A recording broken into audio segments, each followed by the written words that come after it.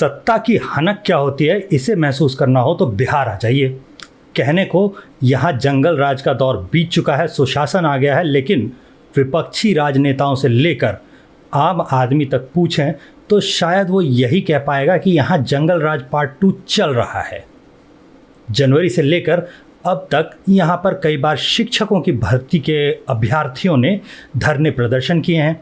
उनका कहना था कि दूसरे राज्यों में जब उन्हें डोमिसाइल सर्टिफिकेट के आधार पर भर्ती परीक्षाओं में नहीं बैठने दिया जाता तो फिर बाहर के लोगों को बिहार शिक्षकों की भर्ती में आवेदन की छूट क्यों दी जा रही है। सरकार बहादुर का कहना था कि विज्ञान और गणित जैसे विषयों के शिक्षक नहीं मिल रहे तो बाहर से क्यों न बुलाएं।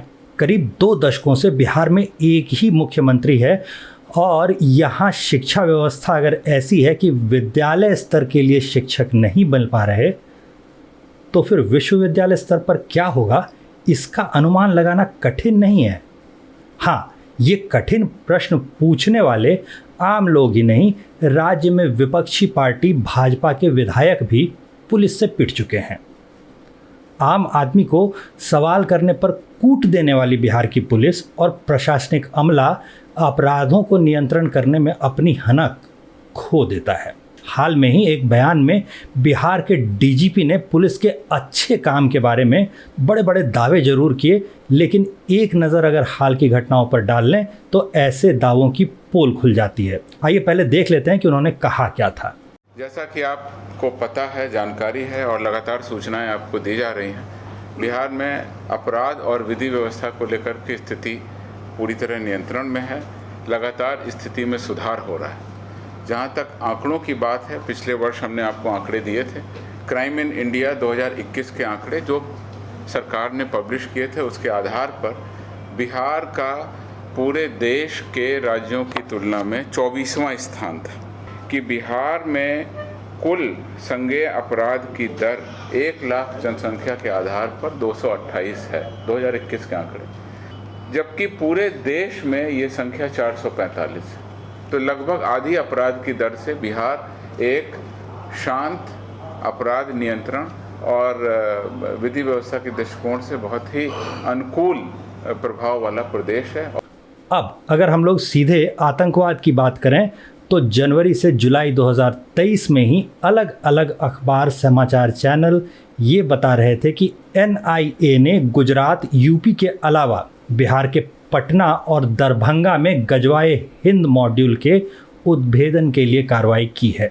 बम बनाने की फैक्ट्री या बम बनाने के दौरान हुए धमाकों की बात कर लें तो नवादा, बिहार शरीफ, भागलपुर, पटना, इन सब के साथ साथ बिहार के और दर्जन भर जिलों से ऐसी खबरें इसी वर्ष आ चुकी हैं। बांका और सिवान से आने वाली खबरों के अलावा कई खबरें तो ऐसी हैं जिसमें बम मस्जिद में छुपा कर रखे गए थे और उनके फटने से कभी इमाम तो कभी आम लोग हताहत हुए। राजद के MLA मोहम्मद निहालुद्दीन तो सासाराम में हुए विस्फोट पर ये तक कह चुके हैं कि मोहम्मदन आत्मरक्षा में बम बना रहे थे। बिहार में हाल ही में जो दंगे और शोभा यात्राओं पर पथराव की घटनाएं सुनाई दे रही हैं, उनकी आहट पहले से सुनाई दे रही थी। ये और बात है कि जब सवाल उठाए गए तो सवालों को सांप्रदायिक घोषित करके पूछने वालों को ही पॉलिटिकली करेक्ट लोगों ने चुप करवा दिया था। एक समुदाय विशेष के दबदबे वाले इलाकों में सरकारी स्कूल जब नियत दिन के बदले जुम्मे की छुट्टी करने लगे, उस समय भी कई नेताओं और आम लोगों ने पूछा था किस भीड़ तंत्र के दबाव में नियमों को ताक पर रखा जा रहा है। समाचार पत्रों में से अगर हम लोग बात करें तो केवल एक दैनिक जागरण था जिसने सीमांचल के क्षेत्रों यानी पूर्णिया, किशनगंज, अररिया और कटिहार आदि क्षेत्रों में बांग्लादेशी घुसपैठियों के कारण हो रहे जनसंख्या की बदलावों में ध्यान दिलाने की कोशिश की थी। ये ध्यान दिलाने का साहस दिखाया था। रिपोर्ट में बताया गया था कि पूरे भारत में जहां मोहम्मदन आबादी 4% की दर से बढ़ी है, वहीं सीमांचल, बिहार के सीमांचल के राज्यों में ये आंकड़ा सीधा 4 गुना करीब 16% का था। इस विचित्र दर से बढ़ रही आबादी की ओर से सुशासन ने आंखें मूंद ली थी, क्योंकि ये समुदाय विशेष सत्ताधारी दल राजद का वोट बैंक माना जाता है। जिस माईकरण से राजद चुनावी जीत हासिल करती है उसमें एम मोहम्मदन का और वाई यादव का मिलाकर MY माय समीकरण बनता है। इन समीकरणों के बदलने का जो नतीजा हुआ, बिहार अब वही झेल रहा है। हिंदुओं की शोभा यात्राओं पर पत्थरबाजी अब इतनी आम हो गई है कि स्थानीय समाचार पत्रों के अलावा कोई उसे मुख्य समाचार भी नहीं मानता। वो राष्ट्रीय चैनलों की प्राइम टाइम की बहसों का हिस्सा नहीं बनती। लगातार ऐसी हिंसा के कारण जो जारी हिंदुओं का पलायन है उसे मालदा और कैराना की तरह भुला दिया जाता है, या फिर सीधे सीधे असत्य घोषित कर दिया जाए, कह दिया जाए कि कोई पलायन हुआ ही नहीं। इसमें क्या हर्ज है? वैसे भी नाम तो अखलाक का याद रहेगा। चंदन गुप्ता नाम का कोई युवक तिरंगा यात्रा के दौरान एक समुदाय विशेष की भीड़ का शिकार बन जाए तो उसके परिवार को मुआवजा तक नहीं मिलता। डॉक्टर नारंग किसी को याद है क्या? दिल्ली वाले। दरभंगा इत्यादि जगहों पर समुदाय विशेष की भीड़ ने रामनवमी इत्यादि त्योहारों पर जो किया वो सिर्फ एक समुदाय विशेष ने नहीं किया है। जिन्हें याद होगा वो बता देंगे कि बिहार में चुनावों के दौरान ही दुर्गा पूजा थी। दुर्गा पूजा विसर्जन के दौरान अनुराग कुमार पोद्दार को मुंगेर की पुलिस ने गोलियों का निशाना बना लिया था। इस वक्त मुंगेर में जिस SP की तैनाती थी उसके पिता सत्ताधारी दल में उस वक्त एक प्रमुख नेता थे। बाद में ये जो RCP सिंह थे उनका जदयू और नीतीश कुमार से अलगाव हो गया। जाहिर है जब हमलावरों के गिरोह रोज़ तैयारियां कर रहे हों, बम बना रहे हों और सत्ता स्वयं आतताई का चरण चुंबन करने को उत्सुक हो, एक पक्ष पहले ही पलायन कर रहा हो तो उस दौर में तो दंगे होंगे ही। मोतिहारी जैसी ही घटना करीब करीब हर शहर में हो चुकी है। पुलिस प्रशासन की पोल 2021 के NCRB आंकड़ों से भी खुल जाती है। जमीन विवाद संबंधित 3,336 मामले बिहार में दर्ज हुए, जो देश में सर्वाधिक हैं। जमीन से जुड़े विवादों में बिहार के 815 लोगों की हत्या सिर्फ 2021 में हो चुकी है।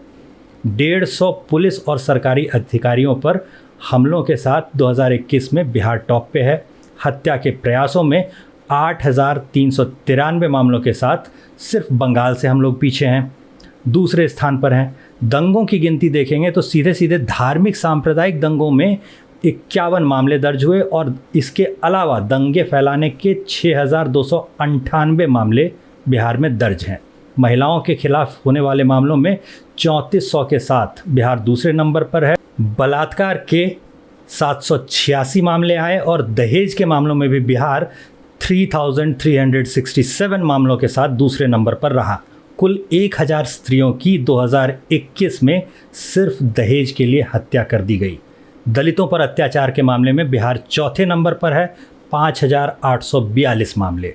शादी या फिरौती के लिए स्त्रियों के अपहरण के 6,589 मामले दर्ज हुए और ATM फर्जीवाड़े में बिहार 557 मामलों के साथ दूसरे स्थान पर है।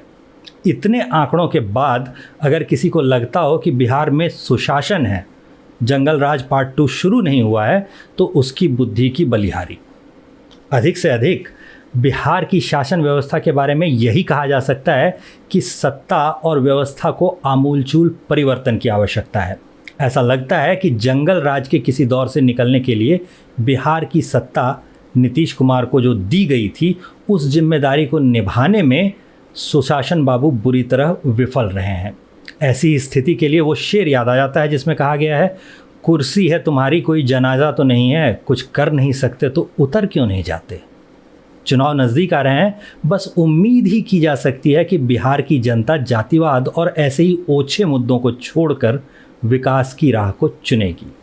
प्रशासन की अपराधियों के सामने फ़िलहाल जो दशा है, सिर्फ अगर हम लोग उसकी बात कर लें तो हाल में ही एक वीडियो बिहार में वायरल रहा जिसमें अपराधी, या फिर जैसा कि बिहार के समाचार पत्रों में छपता है वैसी भाषा में कहें तो कुछ दबंग एक पंचायत भवन में घुसकर अधिकारियों को धमका रहे हैं, मोबाइल छीनने का प्रयास कर रहे हैं, पिस्तौल लहरा रहे हैं और वहीं मौजूद कोई महिला घबरा कर कह रही है कि आप लोग ये क्या कर रहे हैं, बंद कीजिए ये सब। तो ये स्थिति है। ऐसा नहीं है कि शहरों से दूर कहीं पंचायतों में, गाँव में ऐसे वाक़ये हो रहे हों। खुद राजधानी पटना में जो मरीन ड्राइव नाम की सड़क है, वहाँ बाइक पर सवार एक युवती तमंचा लहराती हुई वीडियो में नजर आई। ये वो जगह है जहाँ कुछ ही दिन पहले चारा घोटाले मामले के सज़ा याफ्ता मुजरिम लालू प्रसाद यादव घूमने गए थे। वैसे ये उनकी घूमने की जगह पर कोई तमंचा लहरा भी दे तो क्या है, खुद मुख्यमंत्री नीतीश कुमार जो हैं वो कुछ दिन पहले मॉर्निंग वॉक पर थे और उनको एक लहरिया बाइक से बचकर कूदकर अपनी जान बचानी पड़ी थी। बीती रामनवमी तक जब तक पत्थरबाजी होती थी तो उसके वीडियो नहीं आ रहे थे। इस बार की 2 घटनाओं में वीडियो ही सामने आ गए हैं। इसके बावजूद पुलिस प्रशासन अपराधियों को पकड़कर उन पर कोई कार्रवाई कर सकेगी, इसमें शक है। जैसा कि इन वीडियोज़ में साफ देखा जा सकता है, मकानों की छतों पर से घेर कर संभवतः पूर्व योजना के अनुसार ये सब कुछ किया गया है और जैसा हरियाणा के नूह में कुछ ऐसी ही वारदातों में हुआ था, ये उससे काफ़ी मिलती जुलती घटना है। समुदायों में वैमनस्य भड़काने के लिए जो बिहार सरकार मनीष कश्यप पर एनएसए की धाराएं लगाती हुई दिखती है, वो एनएसए जैसे मुकदमे उन लोगों पर शायद ही कर पाए जो प्रत्यक्ष रूप से 2 समुदायों में दंगा भड़काने की कोशिश करते हुए वीडियो में साफ साफ नज़र आ रहे हैं। कहीं ये बात भी नज़र आती है कि बिहार सरकार का जो सरकारी अमला है वो काम कैसे करता है। मनीष कश्यप पर बिहार पुलिस की इकोनॉमिक ऑफेंस यूनिट नाम की इकाई ने 4 मुकदमे दर्ज कर रखे हैं। जैसा कि नाम से ही जाहिर है, इकोनॉमिक ऑफेंस यूनिट या फिर EOU आर्थिक अपराधों की जांच करती होगी। अब अगर ये विभाग अपना कर्तव्य ठीक से निभा रहा होता तो बिहार ATM फ्रॉड से जुड़े मामलों में दूसरे स्थान पर कैसे होता। ये तो संभव नहीं है ना कि EOU अपना काम अच्छी तरह कर रहा हो और ATM फर्जीवाड़े के बिहार में 557 मामले सिर्फ 1 वर्ष 2021 में हो गए हों। पुलिस प्रशासन पर हमलों की जो 150 घटनाएं 2021 के NCRB की रिपोर्ट में दिखी, वो घटनाएं कैसे हुई होंगी। अभी हाल में ही गौ तस्करों ने एक SHO को गोली मार दी थी। समस्तीपुर में हुई इस घटना के आरोपी कुछ ही दिन पहले गिरफ्तार कर लिए गए हैं। शराब पकड़ने गई पुलिस पर हमलों की जो घटनाएं हैं वो भी आए दिन सामने आती रहती हैं। इसी वर्ष महिला एवं बाल कल्याण के विभाग ने 2 खनन विभाग में कार्यरत महिलाओं को सम्मानित किया। ये सम्मान क्यों मिला? उन्होंने बालू माफियाओं से मारपीट करके भी माफिया को बालू खनन नहीं करने दिया था। अब ये बालू माफिया बिहार में कितना शक्तिशाली है, इसका अनुमान आप इस बात से लगाइए कि करीब करीब हर महीने इनकी पुलिस प्रशासन पर हमले की खबरें आपको मिल जाएंगी। सिर्फ अगर आप बालू माफिया बिहार लिख करके एक गूगल सर्च भी कर दें तो एक लंबी सी लिस्ट आपको दिख जाएगी। बाकी बिहार की जनता की और बिहार की हालत को देखकर आपका भी जनता पर सितम, गुंडों पे करम जैसा कुछ गुनगुनाने का मन कर सकता है। राज्य से पलायन इतना अधिक क्यों है, इसका अनुमान लग सकता है।